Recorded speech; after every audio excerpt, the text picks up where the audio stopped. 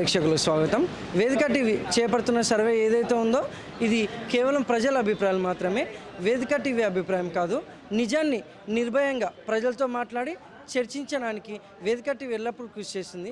ప్రజల సమస్యలను ప్రభుత్వానికి చేరవేయడమే లక్ష్యంగా ఈ సర్వే చేయబడుతున్నాం. ఇందులో భాగంగా ఈరోజు సూర్యాపేట జిల్లాలో ఉన్నటువంటి కుడకుడ రోడ్ దగ్గరికి రావడం జరిగింది.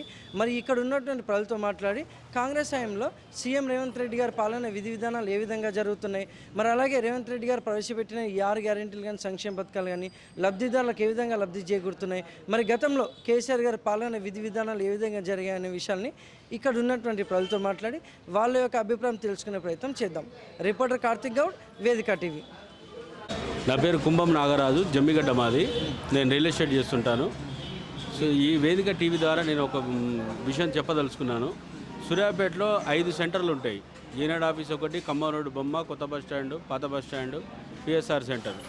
ఈ 5 సెంటర్లలో రోజు సాయంత్రం పూట ఉదయం పొద్దస్తమానం పని చేసుకొని కూలినాలు పని చేసుకొని ఇంటికి పోతున్న ఈ ఎవరైతే ఉంటారో కేసులు ఎక్కడ పడితే అక్కడ చాలా ఇబ్బందికరంగా రాస్తున్నారు. అసలు దొంగతనాలు, దోపిడీలు, మర్డర్లు ఇవన్నీ చేసేటోళ్ళు బాగానే ప్రశాంతంగా ఉంటారు. కూలినాలు పని చేసుకునేటోళ్ళు లైసెన్స్ లేదని 1000 రూపాయల జరిమానా, 500 జరిమానా ఇవన్నీ వేయడం వల్ల చాలామంది ఇబ్బంది పడుతున్నారు. అంటే అసలు దొంగలు వీళ్ళందరూ బాగానే ఉంటున్నారు. ఈ కూలినాలు పని చేసుకొని ఇంటికి పోయేటోళ్ళు కొంతమందికి తెలియక ఆడ 2 గంటలు కేసు రాస్తే అర్జెంటుగా వాళ్ళు ఊరికి పోవాలి. ఏం తెలియని వాళ్ళు ఆ 2 గంటలు పోలీసు వాళ్ళు కేసులు రాయడం అయిపోయి వాళ్ళ ఇంటికి పోయాక వీళ్ళు పోవాల్సిన పరిస్థితి వస్తుంది. కాబట్టి ఆ పోలీసు వ్యవస్థ రిక్వెస్ట్ ఏం లేదు, కేసులు రాయడంలో తప్పులేదు. కానీ ప్రతిరోజు అమాయకులు బలైపోతున్నారు. వాళ్ళకి లైసెన్స్ లేదనో ఇతరత్ర ఏదో లేదో అని చెప్పానని ఆ కేసులు రాయడం వల్ల చాలామంది ఇబ్బంది పడతారు. దాని లైసెన్స్ లేకుండా ఉంటుంది కదా సార్ కేసు ఉంటుందిలే. కానీ వాళ్ళకి కూడా చాలామంది అవగాహన లేని వాళ్ళు ఉన్నారు. చాలామంది అవగాహన లేని వాళ్ళు ఉన్నారు. లైసెన్సు అందరికి ఉండాలని కూడా ఏం లేదు. కొంతమందికి ఇప్పుడు మా తాతకి వాళ్ళకి అట్లాంటి వాళ్ళకి ఏడుంటుంది లైసెన్సు. ఆ కేసులు విచ్చలవిడి రాయడం, దానివల్ల చాలామంది ఇబ్బంది పడుతారు. దాన్ని గమనించాలి.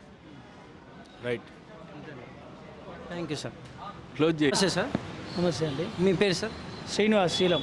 ఏం చేస్తుంటారు? Real estate. గ్రామం, మండలం? అది ముకుందాపురం, మద్రాల మండలం.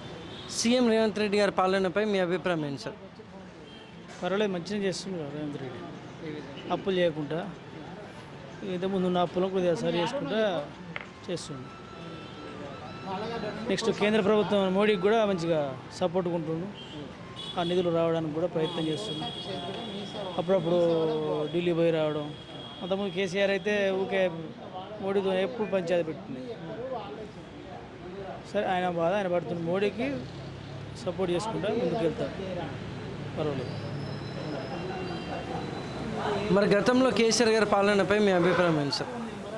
కేసీఆర్ ఎప్పుడు కేంద్రాన్ని తిట్టడం, బదనం చేయడం, మోడీని లెక్క చేయకపోవడం, అంటే సహకరించకపోవడం. కేంద్ర ప్రభుత్వం సహకరిస్తేనే రాష్ట్ర ప్రభుత్వానికి నిధులు వస్తాయి. దాంతోపాటు ఏ పని చేసుకోవచ్చు.